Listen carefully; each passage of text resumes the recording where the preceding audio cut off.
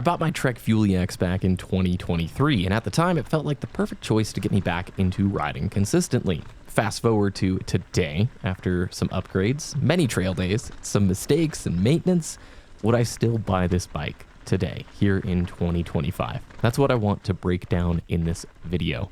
It's a real world look at just how things have been going with the bike and some impressions after, 2.5 years, or this is the third season, I guess, of riding it. When I first got the bike, a few things I changed on it. I threw out the default tires because they're just whatever, and put on some double down Maxes, like an Assegai up front, a DHF in the rear, both 2.5, thinking I would be doing a ton of shuttle days and park riding. And honestly, in hindsight, that was pretty overkill for what I actually ended up riding. It's my only bike, it's the daily driver, and I mainly do trail stuff most of the time, with like blue and black rated trails for the most part in the dry. So the setup felt incredible on the descents, don't get me wrong, and it was nice, like no worries of flats ever. But going uphill was a chore, and lugging around that extra spinning weight just wasn't amazing. Some of it was on me, right? In 23 and 24, I wasn't as in shape as I am today, but I was definitely dragging around more rubber than I needed to for trail riding. Now, even with all of that, I was blown away at how stable and confidence-inspiring this bike felt. It really punches far above its weight class. Now, on the Cockpit side, I brought this up a bunch in my previous videos. This bike comes with the integrated stem bar combo, that RSL carbon bar. And it's a good handlebar, I'm not going to lie, it's pretty rad. But on the large, it ships at 820 millimeters wide. It's absurd. It's super wide. Cut it down. I should have cut it way sooner. This year, I started out by buying a 1-Up V2 carbon bar with the 25 mil rise. I cut it down to 780, and I just love it. Absolutely love it. Paired it with their 42 millimeter stem.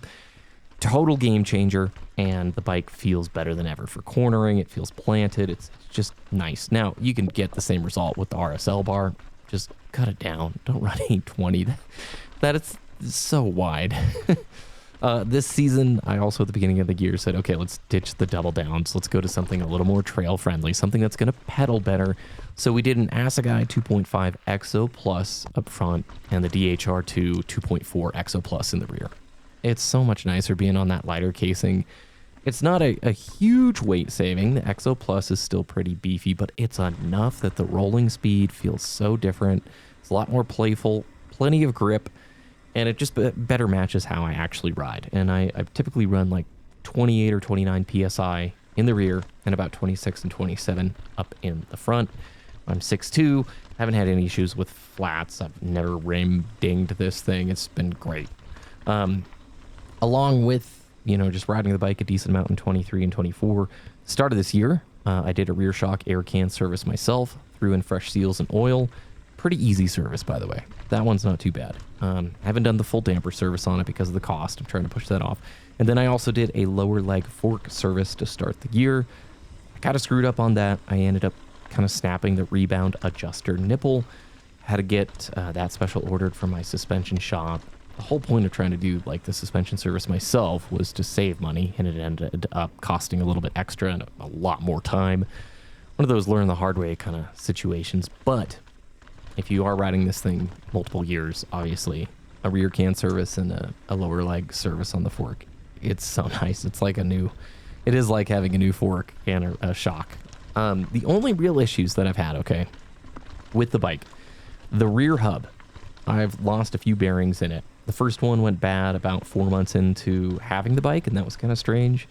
It's like $40 for the whole service and the new bearing, so it wasn't expensive. But just a couple of weeks ago, same thing happened. A little bit of knocking on the rear wheel, some play, and of course 2 of the bearings were shot in the hub itself. And I don't know, this one I've talked to multiple shops about, and maybe just the design. I did wash this bike a lot. That's something like obsessively in like 23 and 24, but I'm genuinely careful not to blast spots with bearings, but maybe used degreaser too often, like muck off degreaser, and perhaps, or this just could be the thing, but just so you're aware, it has chewed through some bearings in a way that I haven't experienced with previous bikes that I've ridden.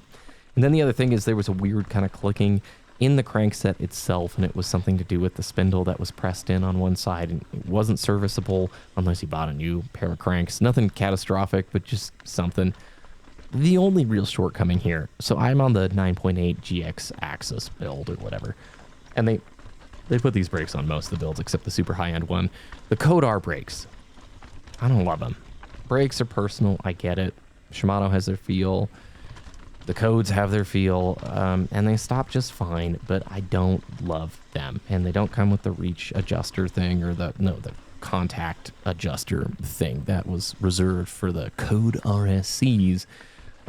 If I were to stick with this bike long term, I'd probably throw like some Hayes brakes on here or something like that. So just be aware. They don't even make, right? Moving forward, they're just all mineral oil anyway.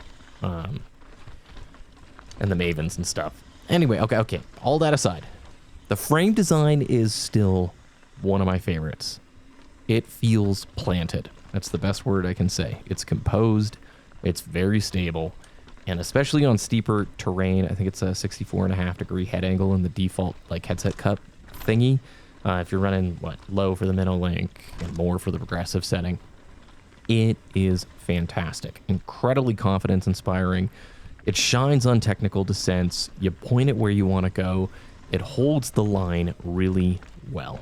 This bike does punch above its weight class. It has a limit, and sometimes you can think you're like on an enduro style bike, and then you get into some real chunky rough stuff, and you're like, okay, no, this is a 150, 140 bike. I get it. But in general, this thing corners nicely. It's a general all-around just solid feeling bike with geometry that doesn't take much time to get used to. Climbing, it is surprisingly efficient. There is like no pedal bob, even with the rear shock not in the stiffer position when you're climbing or whatever. It's nice. It just barely moves. With all that said, the rear end can feel heavy. I still believe in that. Like it sometimes doesn't feel as poppy or playful as some shorter travel bikes, no duh, obviously. But for what it is in my setup, it climbs decently. I'm in much better shape this year, and I definitely can say, like, sometimes on rail steep stuff, it feels hefty. And then the paint quality. I think that this bike, like, chips and scratches like nothing I've ever had before. So if you are going to get it, ride wrap this bike day one. I thought about ride wrapping it at the start. I didn't. I should have. And I would not recommend buying one of these things used in 2025. I know they're out of stock for the most part, I think, on the Trek website.